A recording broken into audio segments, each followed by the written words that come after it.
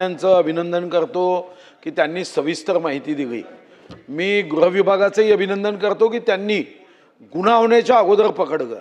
पण यामागे मंत्री महोदय एक गोष्ट लक्षात आली की आपण महाराष्ट्र आत्मनिर्भर करण्याचा संकल्प आपला आहे, प्रत्येक गोष्टीमध्ये पुढे जाण्याचा संकल्प आहे। मग याच्या प्रश्नपत्रिका आग्र्यात का छापतो आपण? अनेक वर्षापासून जर या प्रश्नपत्रिका आग्र्यात छापल्या जात असतील, देशाचा आमच्या राज्यावर विश्वास आहे, नाशिकमध्ये नोटा छापायसाठी महाराष्ट्राचा निवड करतात आणि प्रश्नपत्रिका छापायला आग्र्याची निवड आपण का करतो? मला सूचना आहे, जर हे खरं असेल की आग्र्यामध्ये प्रश्नपत्रिका छापल्या जात असेल तर ते बंद कराव्या, महाराष्ट्रातच प्रश्नपत्रिका छापाव्या। कारण या गुन्ह्यातून एक गोष्ट लक्षात आली, कोणीही महाराष्ट्रीयन माणूस पेपर फोडण्यामध्ये महाराष्ट्रीयन माणूस नाही आहे, हे तिकडचे आहे सर्व। आणि तुम्ही तिकडे पेपर छापाल आणि मग तर तिजोरीमध्ये पैसे ठेवले आणि तिजोरीला तागाच नाही आहे।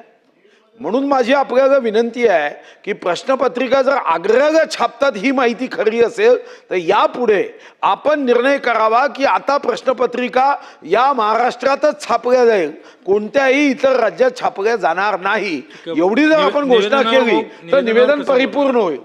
नाही, निवेदन परिपूर्ण होईल, नाही तर पुन्हा पुढच्या अधिवेशनात हा पेपर फुटला, तो पेपर फुटला। आता त्या इन्स्पेक्टरचं अभिनंदन की ज्यांना फक्त फोन आला अध्यक्ष महाराज आणि इतर इन्स्पेक्टर सारखा तो रिकामा झोपत नाही बसला, त्यांनी जाऊन पकडून आणलं। अन्यथा काय झालं असतं, परीक्षा झाल्यावर जर बोंबाबोंब झाली असती तर पहिलेच आपल्या नावाने तरुण ओरडतो, अजून ओरड वाढली असती।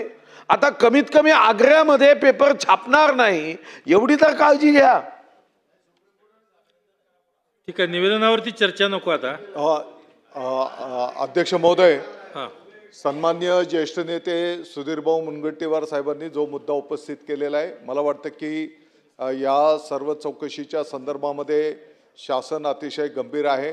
SIT चौकशी नेमण्यात आलेली आहे आणि निवेदनामध्येच हे पण या ठिकाणी विशद करण्यात आलेले की येणाऱ्या काळामध्ये TET सह इतरही काही परीक्षा, इतरही डिपार्टमेंटच्या या संपूर्ण पारदर्शक पद्धतीने होण्याच्या दृष्टिकोनातनं ऑनलाईन सिस्टम ही पद्धती निर्माण करण्याच्यासाठी माननीय मुख्य सचिव यांच्या अध्यक्षतेखाली समिती गठीत करण्याचा निर्णय झालेला आहे। ठीक आहे मंत्री महोदय, ताई एका मिनिटात कन्क्लूड करा तुम्ही, चला बोला। 5 मिनिटं बोलले साहेब, हा, एका मिनिटात कन्क्लूड करा। मला माझं घ्या घ्या।